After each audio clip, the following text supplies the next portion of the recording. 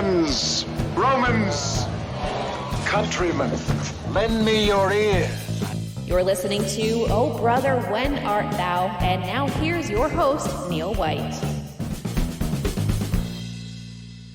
Welcome to Oh Brother, When Art Thou? I'm your host, Neil White, joined as always by my brother David for our first episode of 2021. Happy New Year, David. Happy New Year to you too. It almost doesn't feel real. Yes, 2020 was one of the stranger years that at least I've lived through. It's definitely going to be one they'll be talking about in history podcasts someday, I think. And 2021 shaping up like it could be another year that we're talking about in history podcasts someday. Certainly, there's been a lot in the news recently. All right, we should go back a little bit further for this podcast, though. We won't just talk about 2020. Let's go back in time, David, with the question that I ask you. Oh, brother, when art thou? Neil, it's May 15th, 1932, and a small group of conspirators are gathering in Tokyo, ready to assassinate Charlie Chaplin, and also to overthrow Japan's democratically elected government and replace it with a dictatorship. Okay, David, I think Charlie Chaplin is a film actor, and I didn't think he had any connection to Japan's democratically elected government. What is going on with these conspirators? They seem to have some wild goals. Well, in Japan, 1932, it was a wild time in many ways. It was a time of radical politics all around, as well. To start off with, the Great Depression was starting to really bite, and people were looking for change, but frequently not necessarily guided by any particular obvious principle that we can reconstruct looking backwards. They're just looking to see things change in the hopes that they can get better. And at the same time, in Japan specifically, ultra-nationalist politics were both incredibly common and violent. There had been two separate coup attempts, I should say, attempted by the Cherry Blossom Society in 1931, the year before. And although both of them had failed, neither of them had seen any serious consequences for the coup plotters who attempted to rise up and overthrow the government. They were always let off with mild punishments, short jail sentences at the very worst. So it was a time when somebody who was plotting to change Japan's government was neither unusual, nor would they necessarily be limited or fearful. They weren't thinking, we have to have a very concrete plan for how we overthrow the government and that's it. They were thinking big. How do we make the biggest splash, the biggest change in the world with our efforts? And at the same time, and coincidentally, Charlie Chaplin, the famous comedic film star, was visiting Japan as part of his Around the World tour, so they thought they saw, a chance to mesh several of their goals into one opportunity. All right, so opportunity brews here for the conspirators. They think that taking down Charlie Chaplin, the famous film star, will be a big attention grabber for them, and at the same time they want to take out the government because they're upset at what is happening. They want change. It is the Great Depression after all in 1932. So David, who are these conspirators? So they're an interesting mishmash kind of group. I mentioned a moment ago the Seikurakai. My apologies to any Japanese listeners for my pronunciation there. The Cherry Blossom Society. Which, David, doesn't sound very threatening, the Cherry Blossom Society. Usually, if you're overthrowing a government, you can come up with a cooler name than naming yourself after a flower, but it's a way to go, I suppose. Well, the Cherry Blossom Society viewed themselves as a political movement. Unlike their great rivals, the Black Dragon Society, who don't really enter into this story very much. But they do have a much cooler name. The Cherry Blossom Society wanted to court broad popularity amongst the population because they wanted to create a new government. Not a democratically elected one, of course, but nonetheless, they were well aware that too much hostility on the part of ordinary people afraid of scary-sounding men with guns could scupper their plans for running a successful government. So part of the reason why their name was what it was a deliberate effort to seem appropriately non-threatening. And they had run 2 coup attempts, as I've said. And for the most part, their senior leaders were still in jail in May 1932. Unsurprisingly, because 2 coup attempts in 1 year, even with relatively mild punishments, meant that, people end up in jail for some time. But that sort of left the field open in a way. There were still a lot of radicals about. Where the Cherry Blossom Society had mostly appealed to the army, the Navy, although less politically organized, had its own radical factions, and most of the plotters on May 15th were Navy officers, junior Navy officers typically, and supported by a general mishmash of Cherry Blossom Society members who hadn't been arrested in the previous arrests, radical civilians of various political stripes, mostly but not entirely right-wing, and even the occasional actual political figure who thought that hitching their careers to the radical coup train was the way to go.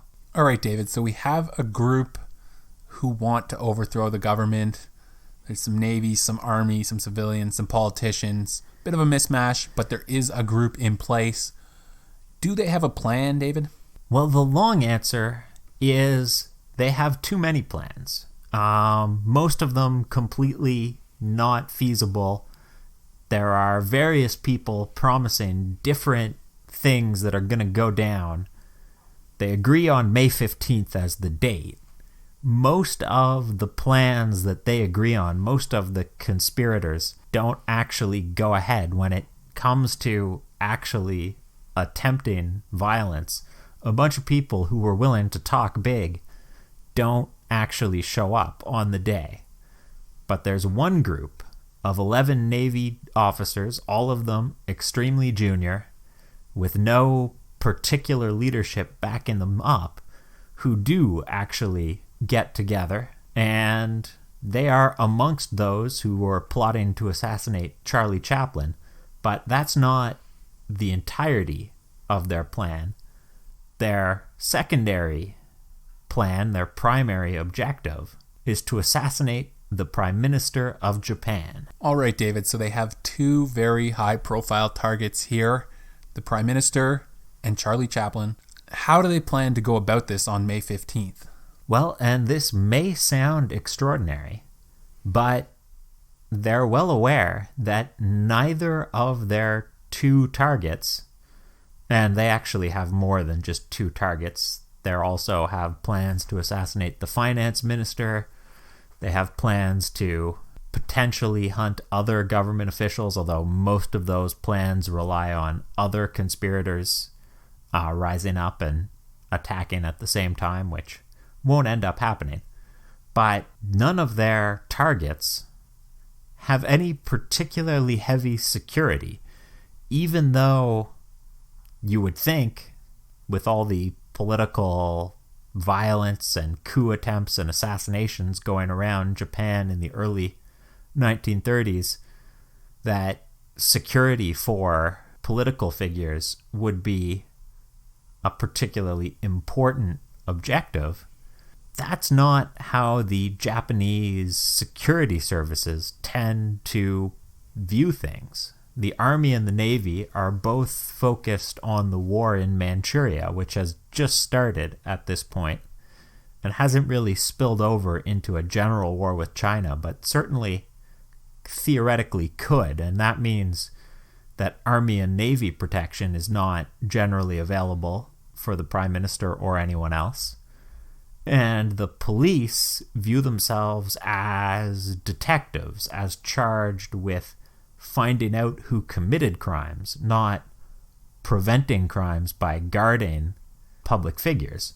So our would-be assassins' basic plan is they're going to go to the Prime Minister's residence, which is not a secret, and they're going to kick in the door and murder him. Well, David, it's inelegant, but the opportunity is there. Take us to May 15th, and what is going to unfold? Well, things start well for our 11 conspirators. They go to the Prime Minister's residence, they kick in the door, burst in, they see Prime Minister Inukai Tsuyoshi, and Prime Minister Inukai immediately recognizes what is going on, that this is an attack. His last words are, "If I could only speak, you would understand." Wow, pretty good last words right there.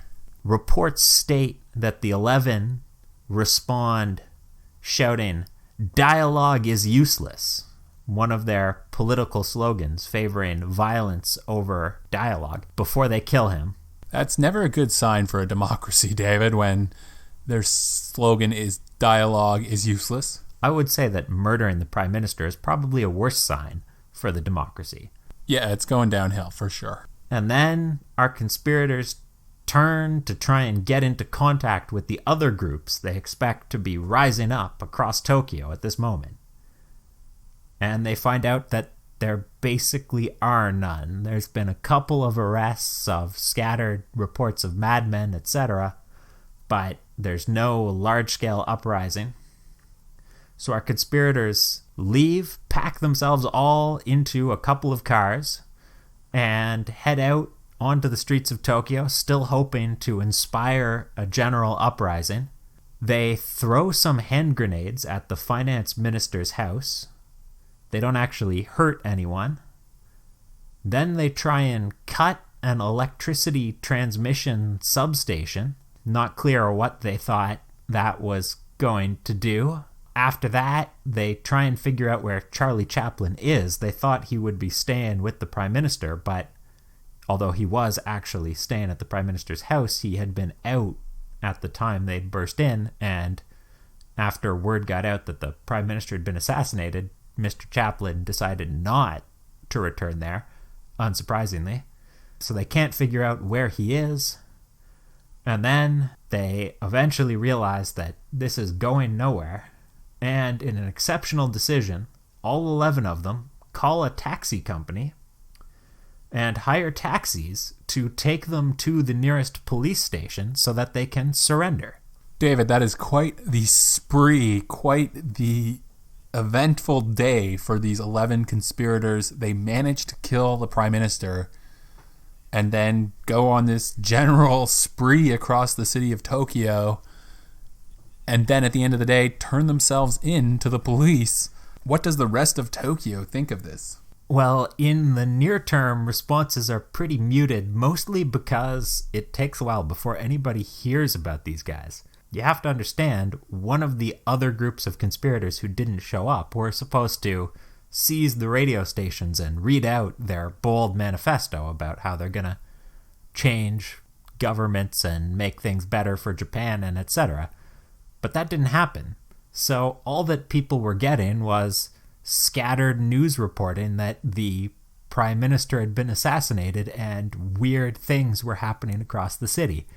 So for the first day or so, most people just have no idea what's going on or what anything has to do with anything else. The revolution will not be televised or broadcast on the radio or really generally known at all. So most Japanese citizens will learn about who these guys are and what they were up to at their extremely well-publicized trial, which follows very shortly afterwards because as previously noted, they conveniently turned themselves in to the police and gave a fairly extensive confession about what they had been up to. All right, David, so that would seem to make trying them pretty easy if they've given a pretty extensive confession, but it could be a PR coup for them to use the trial to their benefit. It is. That's exactly right. The trial is a massive PR coup for these young men. Famously, they solicit and receive 110,000 requests for clemency from the population of Japan. 1,000 for each of the 11 naval officers who are on trial for this incident. So there is some sympathy for them among the population. There is definitely a lot of sympathy. A lot of people view them as misguided, possibly, but there's a lot of support for change at the time. The war in Manchuria is popular with some factions of the country, unpopular with others, but everybody wants the government's policy of sort of doing it half-heartedly changed. Obviously, the Great Depression, the economic situation, people are hungry for change. And even many people who oppose the political efforts that these men are making, who oppose the changes that they want to make, feel some sympathy for the idea of radical political change and violence. And this makes the trial very politically fraught for the government, which in turn leads in the end to the prosecution deciding to ask for only very light sentences for all 11 officers once again. Haven't they learned their lesson, David? They gave out light sentences for the last 2 coup attempts, and it just led to another coup attempt and a dead prime minister. But once again, they're going to end up getting off with light sentences here. Indeed. There will actually be another 2 coup attempts, one in 1934 and one in 1936.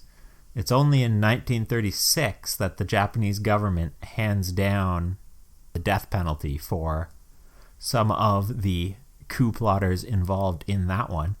The Japanese government at the time feels sympathy for the radicals, and the population feels sympathy for the idea of violent radicalism.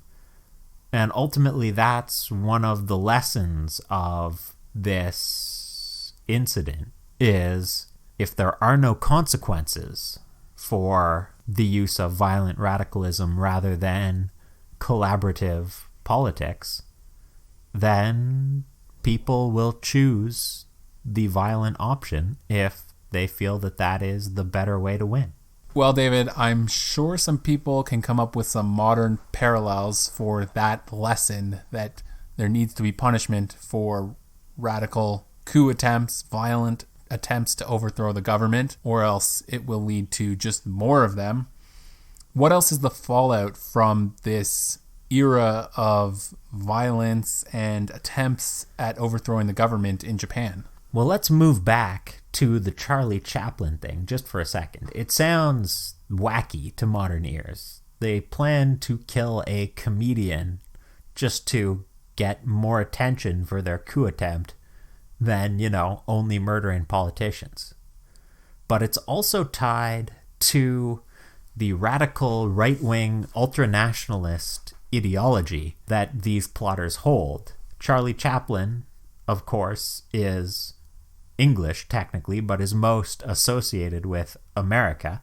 And the plotters viewed it as a way of demonstrating how much they despised the United States, as a way of forcing a confrontation with the United States, a country that they felt was to blame for many of the problems that Japan was facing at the time. Of course, in 1941, Japan would start a violent confrontation with the United States, And in 1945, that confrontation would end, having developed, as the emperor eventually admitted, not entirely in Japan's favor. Right, so we can see the roots of the conflicts in World War II, the fight between Japan and the US, in this attempt to kill Charlie Chaplin, a representative of Hollywood and America. Exactly, especially because that is how the radicals involved conceptualized it. It probably wouldn't have started a war with America in 1932 if Charlie Chaplin were murdered in Japan. Most likely things would have moved through the ordinary diplomatic channels. But the fact that the plotters wanted to start a war with America reminds you that politics tends to deliver, especially in a democratic society, what the people want. But getting what you wish for isn't always a good idea. And Charlie Chaplin, David, did he get out of Japan? Did he know that he was targeted in these assassination attempts? Well, Charlie Chaplin unsurprisingly left Japan fairly shortly afterwards. He found out, like the rest of the world, that he had been a target in the confession of the 11. If they had not confessed that they wanted to kill Charlie Chaplin, we would not know to this day that he was on their hit list, and was only saved because he happened to be attending a sumo wrestling match, which is very Japanese of him. I can imagine some physical comedy involving Charlie Chaplin and sumo wrestlers just based on the body type differences. So, David, is there any more fallout from this coup attempt that foretold the future or foreshadowed what was to come for Japan? So, as well as the additional coup attempts that would follow on, which I've already mentioned, and the war with the US, which we've mentioned, the other thing which this coup attempt really highlighted as highly likely at the very least, and as in fact point of fact happened, was an extension of the war in Manchuria from what it was at the time, a dispute between Japan and China, which had turned violent, but in which the Japanese civilian government was attempting to restrain the Japanese military from further advances, certainly further advances deep into China proper, into the major cities of the south rather than Manchuria in the north. But that was ultimately unsustainable, and the fact that these coup plotters were already in 1932, which is very early, demanding that the government prosecute the war wholeheartedly, probably should have been a warning sign that something like what would eventually occur, the Marco Polo Bridge incident, where a Japanese army unit operating on its own attacked into China proper against orders, and then when the Japanese civilian government was unwilling to admit that the unit had gone rogue on them, that extended the war in China into a total war between the two countries. That too is an element of Japan's, at this point, future that should have been made more clear to the Japanese civilian government than it was when they examined the fallout of this coup attempt, which at the time was treated more as a joke than as what it was, a violent political assassination driven by an ideology that, in less extreme forms, was all too common throughout the country. Well, David, as we mentioned, there are always lessons to learn from history. Thanks for telling us this story so that we can draw some conclusions that might be useful today. I'm sure everyone listening knows what was on my mind in terms of news at the time when I started researching this incident just this past week. If you want to learn some more from history, you can follow Oh Brother, When Art Thou on social media. Our handle on Twitter, Instagram, Facebook is @WhenArtThou.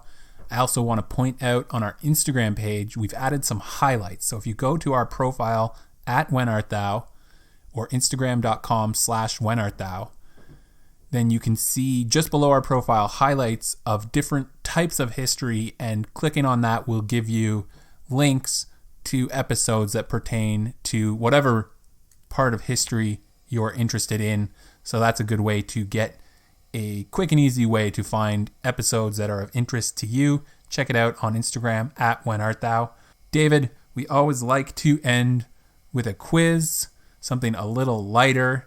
And so let's today jump ahead from violent insurrections to the legitimate democratic governments, as today we're recording this on January 20th, which is, of course, the presidential inauguration in the United States. Joe Biden was sworn in today. So I have a quiz, David, about presidential inaugurations. All right, let's try it. So let's start with January 20th. As I mentioned, that is our date today. Who was the first president inaugurated on January 20th? That's a good question. I don't know the answer to it. It must have been very early because William Henry Harrison famously had his inauguration in the cold. I would guess perhaps, well, why not go with the very first president, George Washington?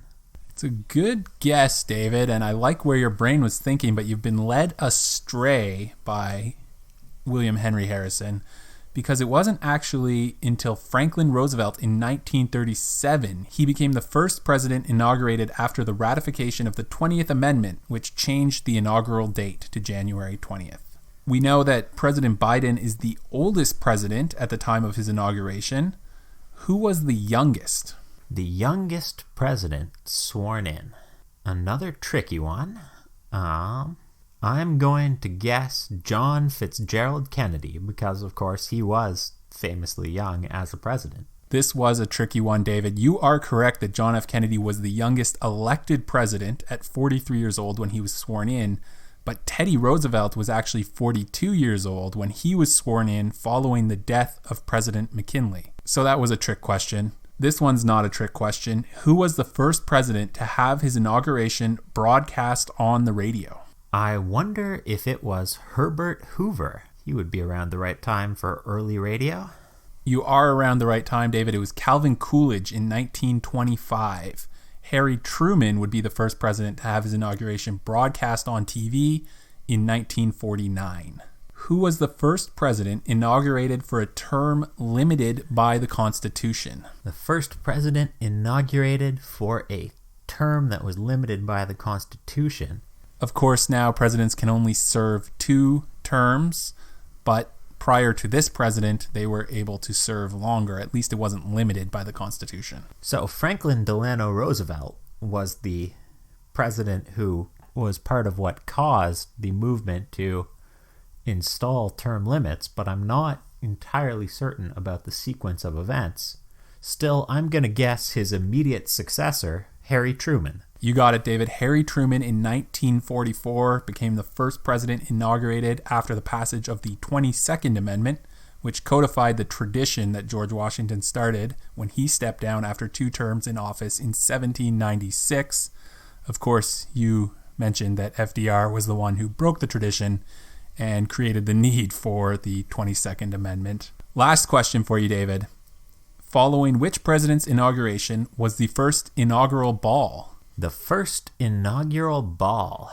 That's another one of those traditions that sounds like it certainly could have been very early on in American history, so I'm tempted to guess one of the early presidents, but I really do not know when the inaugural ball was initiated. Perhaps I'll guess John Adams.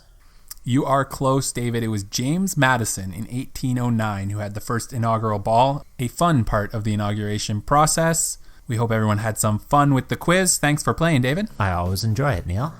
And thanks for listening.